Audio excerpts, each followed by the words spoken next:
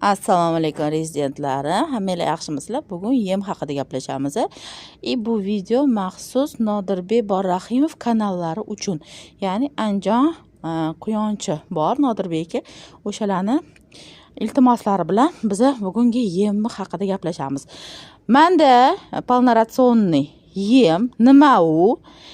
Nima bilan yeyiladi, nima bilan ishlatiladi, hammasini bugun bafurja gaplashamiz. Omnikrolik mani o'zim brendim ko'pchilik so'raydi, nimaga siz chiroyli qoplarda chiqarmaysiz degan savol bo'ladi.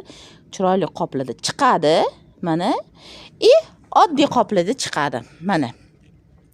Kimdirga postoyanniy klientlarga mana shunaqa oddiy qopni beraveraman.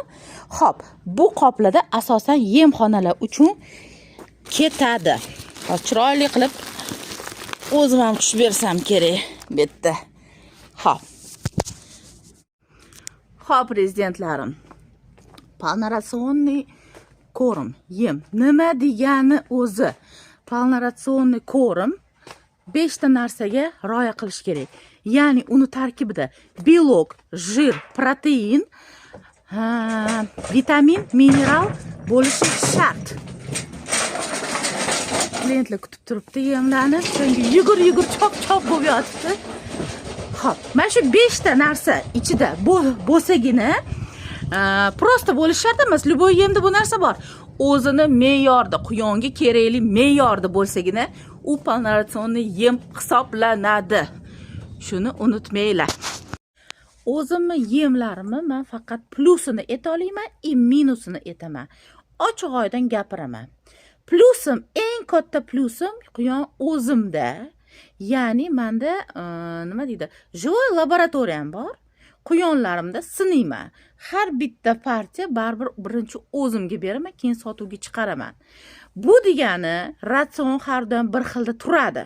Bir xilda turadi. Uni chapga o'ngga qilmayman. Hech qachon ratsioni o'zgarmaydi, o'sha ratsion ketadi. Lekin har partiya, har safar menda yangi mahsulot kirib keladi. Baribir o'sha mahsulot sinash uchun birinchi o'zimizga beramiz, keyingisini o'sha sotuvga chiqaramiz. Shu bizani plusimiz. Bizani живой laboratoriya borligimiz. Minusimiz, o'zimni yemimni minusini aytaman. Men 5li matritsada chiqaraman. 5li matritsada chiqaraman. Bu yiriroq, boshqa yemlarga nisbatan, o'zini standartiga nisbatan yirik yem hisoblanadi. Nimaga unaqa qilaman? Men o'zi aytganman, meni sexim katta emas, o'zimga mo'ljallangan sex, lekin ozgina sotaman. O'shani hisobiga men yirikroq matritsadan chiqaraman. Mayda matritsa bo'lish uchun o'sha boshqacha standartlar. Yemi, любой quyonni yemi standarti bor.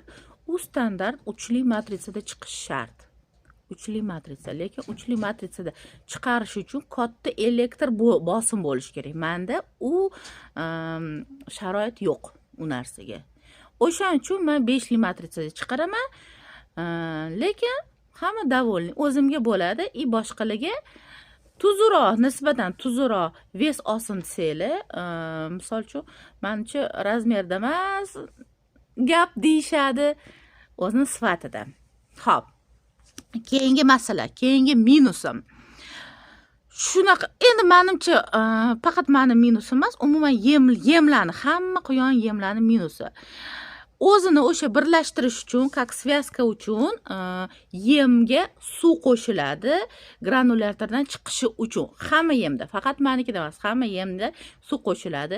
O'shaning uchun u связка bo'lib yopishgandan keyin yaxshi yopishadi, sal mundoqroq yopishadi. Menda yaxshi yopishmaydi.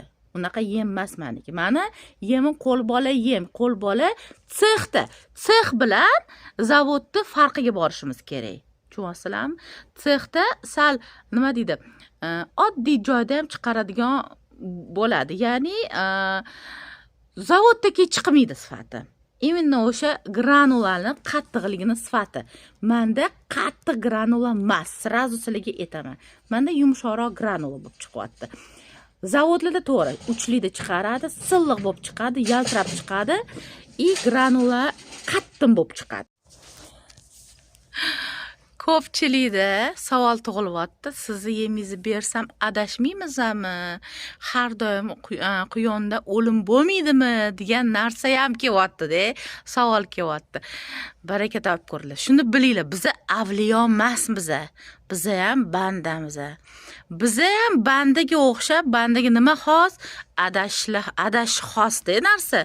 O'shanga biza ham adashimiz mumkin. Bu narsani yo'q, 100% garantiya. Meni yemimni olsang, seni quyonlaring o'lmaydi degan narsa yo'q. Hech qaysi yem chiqaradigan zavod ham sizga garantiya bera olmaydi. Sizga agar quyonlaringiz o'lsa 100% qoplab beraman demaydi. Bu qaysidir ma'noda Allohdan-da, tushunasizlar? Biz unaqa garantiya bermaymiz. Biz faqat harakat qilamiz. Yaxshi mahsulot topib, o'sha yaxshi mahsulotni chiqarishga harakat qilamiz. Astoydil. To'g'ri, endi hammani insofiga bog'liq. Men o'zimni aytaman, men juda ham katta harakat qilaman. Bedani ham sifatligini olib, sinchiklov bilan men qarayman-da. Arpani ham endi 7 yil quyon boqayotgan bo'lsam, 6 yildan beri men yem chiqaraman. Yem ustidan qanday ishlagan bo'lsam, o'zim ustimdan ishlaganman shu paytgacha. Yaxshi sifatli yem chiqarib berishga harakat qilaman. Lekin nobodo bir narsa neto'chib qolsa, bizda ayib emas, tushunasizlarmi? Biz ham bandamiz. Yana bitta yem haqida ko'p tushadigan savollardan bittasi. Palonchi oyda, misol uchun 2 oylik quyonlar necha kilo bo'ladi sizda yemda? 3 oylik quyonlar necha bo'ladi kilo? Misol uchun boshqa zot, misol uchun flanderlarda o'zini vesiga yetadimi? Keyin karliklarda semirib ketmaydimi degan savollar bo'ladi. Xo'p, bitta qilib hammasiga javob etib ketaman. Juda katta video bo'lyapti, ko'ryapsizlar. Xo'p, flanderlar o'zini oyda o'zini vesi bor. Hamma zoti o'zini standarti bor. Men shu standartda bitta o'sha javob bera oladigan narsam, 100% garantiya bera oladigan narsam o'zini vesiga, o'zini standartiga yetadi deb 100% garantiya bera olaman. Shunda mayli 100% bermaylik, 99% men garantiya beraman. Meni yemimda bu vaznga yetadi. Nimagaki Flander boqadiganlarda ham bu narsa sinovdan o'tgan, Buxoroga berganman flanderchilarga juda zo'r natija bo'lgan. Hozirgi kunda men karliklarga beryapman. Karliklarni ham vesi unaqa oshib ketmayapti. Nimaga oshmayapti? Karliklarni tindirishmayapti. Bu narsa yemingiz agar yaxshi bo'lsa, tindirish kerak emas. Ya'ni semirtirib qo'yish kerak emas. Boqayotgan quyonni yana qochirib qo'yaverasiz. Boqdi bolasini ajratdingizmi, yana anaqa nimada ketidan qochirib qo'yasiz. O'zi quyon shunaqa narsa, hech qachon turib qolish kerak emas. Postoyanni ishda bo'lish kerak. Postoyanni ishda. O'shanga shuni nazarda tuting. Yemingiz yaxshi bo'lsa, siz postoyanni ishlata olasiz. Lekin yemingiz yomon bo'lsa, siz uni ishlata olmaysiz. O'shanga meni yemimda ham karlikda hozirgi kunda boqayotganlar bor, semirib ketmayapti, postoyanni tug'diryapti. Flanderda ham o'sha 10 kilosiga yetyapti kerakli paytida. Hikolga kelsak, 3 oylik hikollari 3 kilo ves, o'rtacha ves 3 kilo vazn beryapti. 2 kilo 700 ham bor, pastroq, eng pasti 2 kilo 700 3 oyda. Undan baland 3 kilo 300 gacha ves beryapti. Men o'rtacha vesni aytyapman. Hikolda 3 oyda 3 kilo ves beradi. Bo'ldi. Shu bilan menimcha mavzu tugadi. Yana bu qanaqa savollar esimga tushib qolsa, обязательно bu mavzuga yana qaytamiz. Chunki O'zbekistonimizda eng dolzarb mavzulardan bittasi bu yem mavzusi. Sog' bo'linglar, omon bo'linglar. Hammalarni Alloh uchun yaxshi ko'raman.